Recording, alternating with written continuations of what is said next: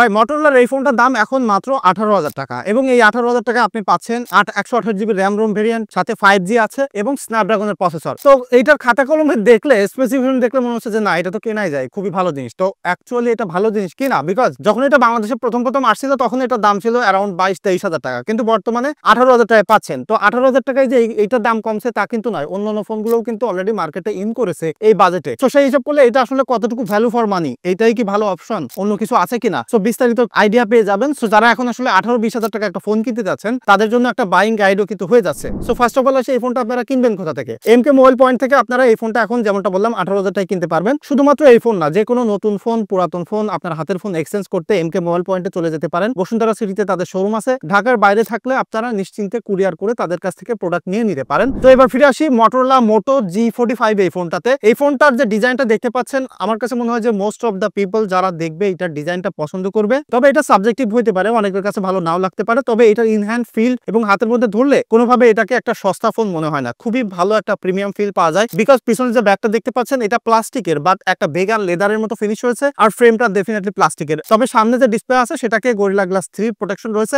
Overall build material budget হিসেবে ঠিকঠাক আছে, এবং আপনি যদি বাজেট সেগমেন্ট চিন্তা করেন তাহলে আমি বলবো ডিজাইনের দিক থেকে ডেফিনেটলি এই ফোনটা অন অফ দ্য বেস্ট হবে। তবে এই ফোনটা যদি ডিসপ্লেতে আসি, এখানে কিন্তু 6.5 ইঞ্চির একটা IPS LCD ডিসপ্লে ব্যবহার করা হয়েছে এবং এখানে 120 হার্টজের রিফ্রেশ রেট রয়েছে। তো এই একটা জিনিস আমি লক্ষ্য করছি যে বাংলাদেশে বর্তমানে 12, 14, 15,000 টাকার ফোনগুলোতে সবাই মার্কেটিং করতেছে যে 90 হার্টজের ডিসপ্লে, 120 হার্টজের ডিসপ্লে। তো আমার কাছে মনে হয় যে বাজেট সেগমেন্টের ফোনগুলোতে রিফ্রেশ রেটের জন্য টাকা খরচ না করে ডিসপ্লেটাকে যদি আরেকটু বেটার করা যায়, লাইক চিন বেজেলটা যদি একটু কমানো যায়, বা Motorola এখানে যেমন 5 কাট আউট দিয়েছে সেরকম যদি করা যায়, বা যদি অ্যামোলেড দেওয়া যায়, সেটা আসলে বেটার। আমার মনে হয় যে অ্যামোলেড দিয়ে যদি কেউ 60 হার্টজের ফোন বানায় সেটা আসলে বেটার হবে। আসলে সত্যি কথা বলতে কি, এইসব বাজেটের ফোনগুলোতে 120 হার্টজের রিফ্রেশ রেটের ডিসপ্লে দিলেও সেটা থেকে আপনি 120 হার্টজের যে পোটেনশিয়ালিটি সেটা আসলে অ্যাকচুয়ালি পাবেন না। বিকজ 120 হার্টজকে পুশ করতে গেলে ডিসপ্লের পাশাপাশি সফটওয়্যার অপটিমাইজেশন, প্রসেসরে সেরকম অপটিমাইজেশন বা পারফরমেন্স দেওয়ার ক্যাপাবিলিটিও কিন্তু থাকার জরুরি, সেটা কিন্তু এখানে পাচ্ছেন না। তবে এখানে যে IPS ডিসপ্লেটা রয়েছে সেটার ভিউইং এক্সপিরিয়েন্স খুবই ভালো আছে।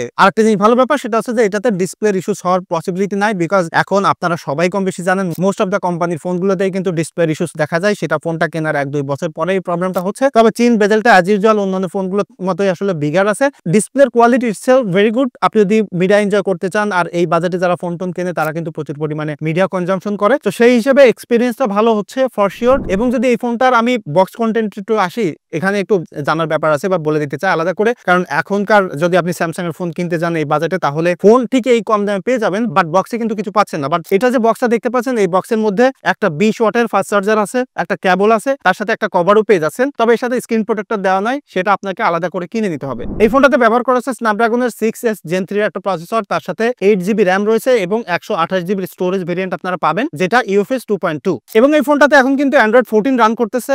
দুইটা মেজর OS আপডেট পাওয়ার কথা, অর্থাৎ Android 15 এবং 16 এটাতে পাবেন, আর সাথে আরো 1 বছরের সিকিউরিটি আপডেট পাবেন। সো নরমালি কাজকর্ম করতে গেলে, লাইক এই বাজেটে যারা ফোন কেনে তারা কিন্তু নরমাল ইউজারই হয়ে থাকে, তাদের জন্য এটা খুবই ভালো। Motorola যে UI আছে সেটা দেখবেন যে একদম স্টক অ্যান্ড্রয়েডের মতো, খুবই অপটিমাইজ, খুবই স্মুথলি রান করে, কোনো প্রকার হ্যাং ল্যাগ হয় না, এবং 8GB র্যামের কারণে যথেষ্ট ভালো মাল্টিটাস্কিং করতে পারবেন, লাইক ইউটিউব, ফেসবুক একাধারে এটা সেটা যদি ব্যাকগ্রাউন্ডে রান থাকে কোনো প্রকার আসলে ডিলে হয় না। তবে অ্যাপস ওপেনিং ক্লোজিং একটু স্লো হয়, বাট ওভারঅল আমি বলতে পারি মোস্ট অফ দ্য ইউজারদের জন্য এটা ঠিক আছে। বাট যারা আসলে গেমিং করতে চান তাদের জন্য এই ফোনটা ভালো ক্যাপাবল না। হেভি গেমারদের জন্য এই ফোনটা ভালো না, লাইক নরমালি ওকেশনালি গেমিং করতে চান, পাবজি, ফ্রি ফায়ার যদি খেলতে চান টুকটাক ভাবে খেলে ফেলতে পারবেন। আর যদি এমনি 2D নরমাল গেমস টেমস খেলেন তাহলে একদম পারফেক্ট। সো আপনি যদি পারফরমেন্স সাইড থেকে এই বাজেটে ফোন পেতে চান আর ওভারঅল আরো একটু বেটার এক্সপিরিয়েন্স পেতে চান, তাহলে আমি বলবো যে IQ Z9X আপনি নিতে পারেন। স্যামসাং এর কিন্তু A16 আছে। সো ফাইনালি যেটা বললাম, আপনি যদি নরমাল ইউজার হয়ে থাকেন তাহলে এটার পারফরমেন্স নিয়ে আপনাকে প্রবলেম পেতে হবে না। এবং এখানে কিন্তু দুইটা ক্যামেরা সেন্সর আপনারা দেখতে পাচ্ছেন, বাট এখানে একটা ক্যামেরা সেন্সর আছে 50 মেগাপিক্সেলের মেইন সেন্সর, যেটা দিয়ে আপনি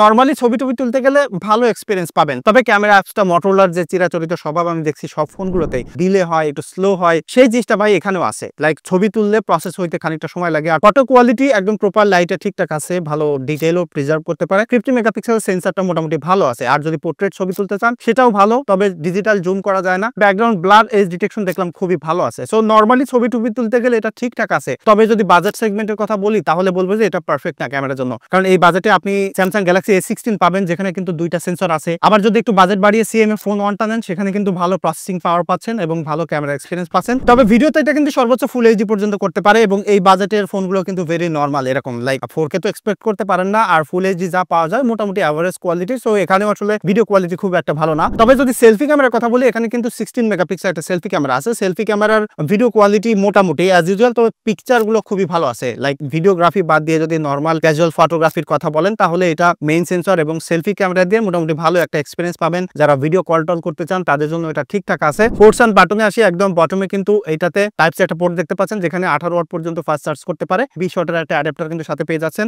স্টিরিও স্পিকার আছে, সাউন্ড কোয়ালিটি ভাই এক্সিলেন্ট। মানে বাজেট সেগমেন্ট হিসেবে যারা আসলে ইউজার, তারা কিন্তু যেমনটা বলছিলাম মিডিয়া কনজাম করে, তো মিডিয়া কনজামশনের জন্য ডিসপ্লেটার পাশাপাশি সাউন্ড কোয়ালিটি খুবই এক্সিলেন্ট আছে। সেটা ডেফিনেটলি এই ফোনটার একটা প্লাস পয়েন্ট। এবং এখানে কিন্তু একটা হেডফোনের পোর্ট পাচ্ছেন, সেটা আর একটা ভালো ব্যাপার। তবে এই ফোনটাতে হাইব্রিড সিম স্লট রয়েছে, অর্থাৎ যদি আপনি দুইটা সিম একসাথে ব্যবহার করতে চান তাহলে মাইক্রো এসডি কার্ড ব্যবহার করতে পারবেন না। আবার যদি একটা মাইক্রো এসডি কার্ড ব্যবহার করেন তাহলে একটা সিম ব্যবহার করতে হবে। সেটা মোস্ট অফ দ্য ইউজারদের কাছে ডিল ব্রেকার নাও হতে পারে, তবে একটু জানিয়ে রাখলাম আর কি। এবং একদম টপে কিন্তু এখানে সেকেন্ডারি নয়েজ ক্যান্সেলেশন মাইক রয়েছে। সো কথাবার্তা বলতে গেলেও ভালো এক্সপিরিয়েন্স আপনি পেয়ে যাবেন ফর শিওর। এবং এই ফোনটা যদি ব্যাটারি ব্যাকআপে আসে, এখানে কিন্তু 5000 মিলিঅ্যাম্পিয়ার একটা ব্যাটারি ব্যবহার করা হয়েছে, যেটাকে 18 ওয়াট পর্যন্ত ফাস্ট চার্জ করতে পারবেন। তবে এখন মোস্ট অফ দ্য ফোন কিনতে গেলে ব্যাটারি ব্যাকআপ নিয়ে চিন্তা করতে হয় না। 6-7 ঘন্টা ইজিলি স্ক্রিন অন টাইম পেয়ে যাবেন এবং ব্যবহার করতে গেলে আরো একটু বেশি পাবেন। সো ব্যাটারি ব্যাকআপ নিয়ে আপনাকে চিন্তা করতে হচ্ছে না। সো আপনি যদি ফাইনালি সামারাইজ আপনার কাছে জানতে চান যে এই বাজেটে আসলে এই 18,000 টাকায় ফোনটা এখন কেমন হবে, তাহলে আমি বলবো এর থেকে আপনি স্যামসাং গ্যালাক্সি A16 টা দেখতে পারেন, যেখানে 6 ইয়ার্স এর মেজর ওএস আপডেট পাচ্ছেন, একটা আলট্রা ওয়াইড সেন্সর পাচ্ছেন। আর যদি আরেকটু বাজেট বাড়িয়ে আপনি